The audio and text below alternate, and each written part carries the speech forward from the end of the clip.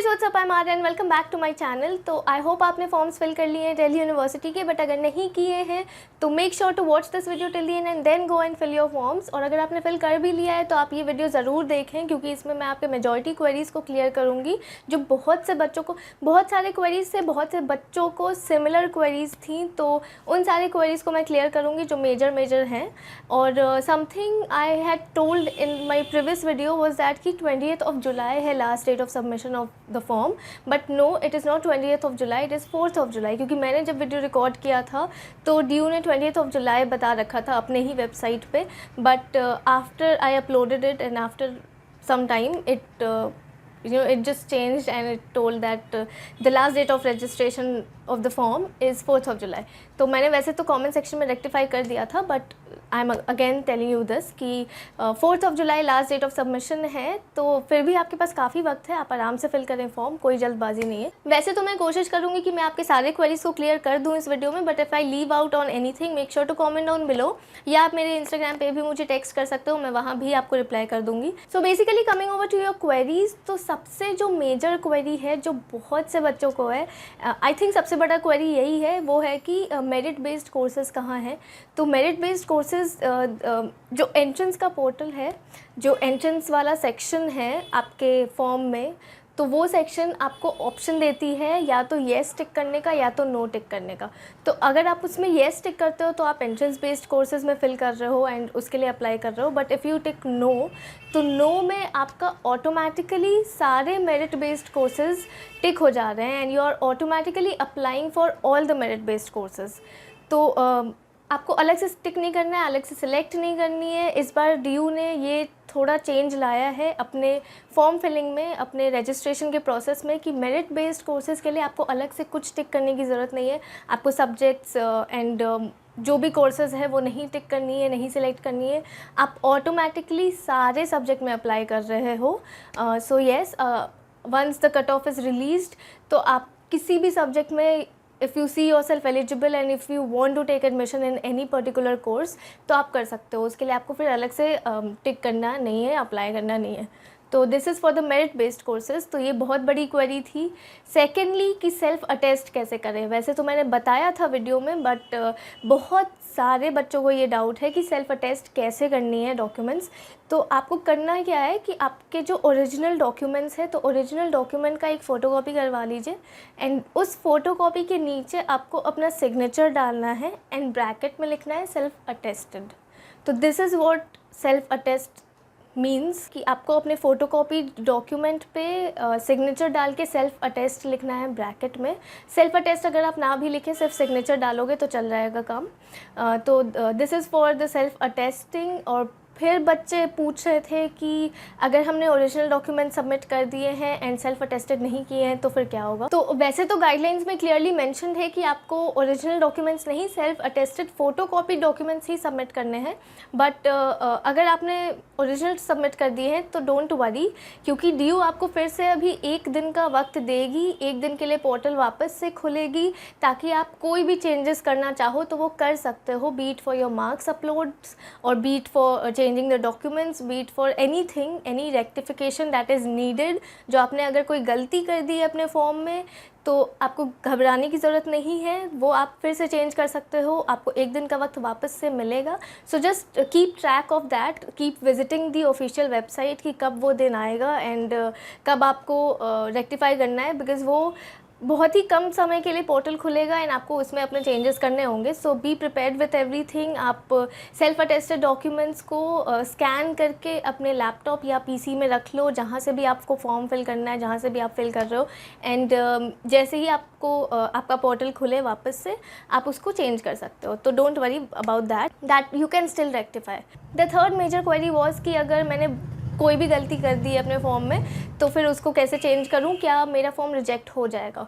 तो उसके लिए भी सेम ही आंसर है कि ड्यू अभी पोर्टल खोलेगी वापस से, आप तब सही कर लेना, बट मेक श्योर कि आप कोई भी गलती ना करें फॉर्म में, क्योंकि इस बार ऐसा है कि दिल्ली यूनिवर्सिटी किसी भी फॉर्म को पेंडिंग में नहीं डालेगी। इस बार या तो आपकी फॉर्म एक्सेप्ट की जाएगी या तो रिजेक्ट की जाएगी, तो there is no in between. तो make sure you rectify your errors और आप कोई भी गलती ना छोड़ें अपने फॉर्म में। सारा कुछ बहुत ही ध्यान से फिल करें एंड ध्यान से देख कर डालें।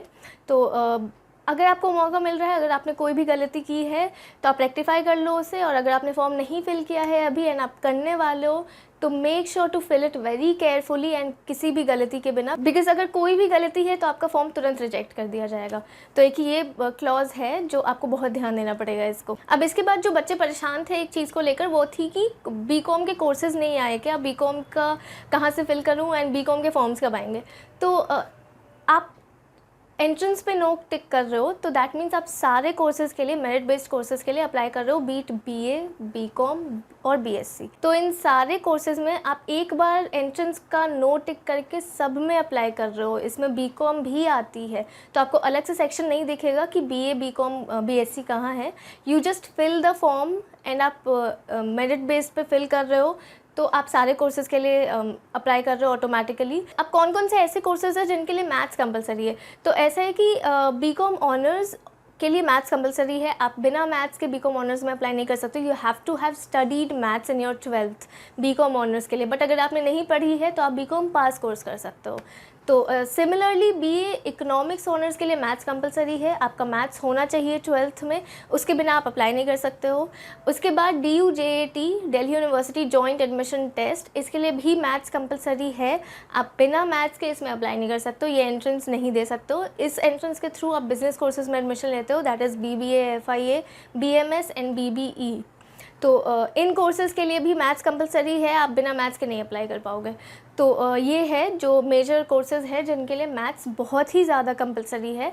अब इसमें एक क्लॉज ऐसा है जो बहुत ही इंपॉर्टेंट है एंड आई डोंट थिंक कि बहुत से बच्चों को पता होती है ये चीज़, कि BA economics honours and BCom honours के लिए आपके 12th में मैथ्स होना चाहिए।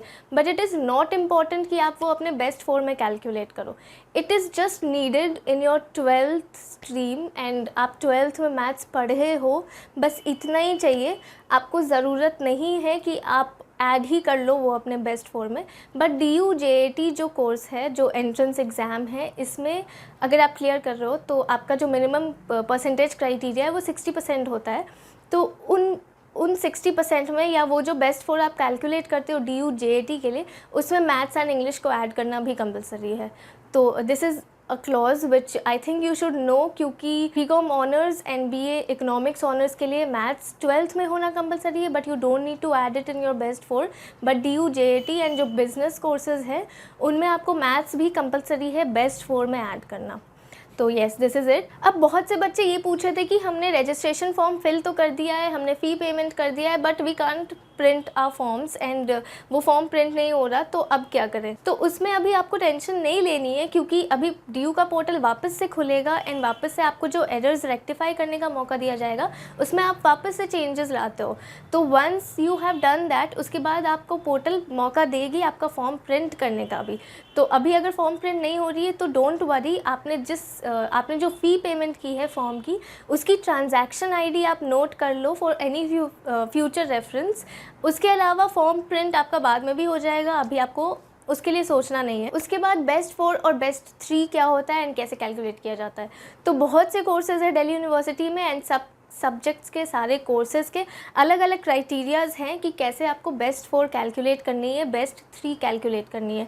तो बेस्ट 4 उन सारे कोर्सेज़ के लिए जो BA और बीकॉम के बच्चे जिनमें अप्लाई कर रहे हैं। BSc का जो कोर्स है उसमें सिर्फ 2 ऐसे कोर्सेज़ हैं जिनमें आप बेस्ट 4 यूज़ करते हो। बाकी सारे BSc के कोर्सेज़ के लिए आपको बेस्ट 3 कैलकुलेट करनी है।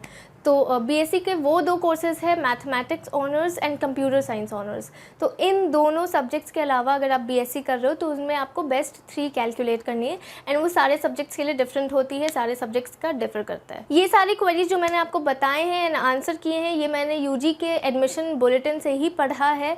तो उस बुलेटिन पे जितने चीज़ मैंशनड थे मैंने वही सारा कुछ आपको बताया है। So you can rely on these informations.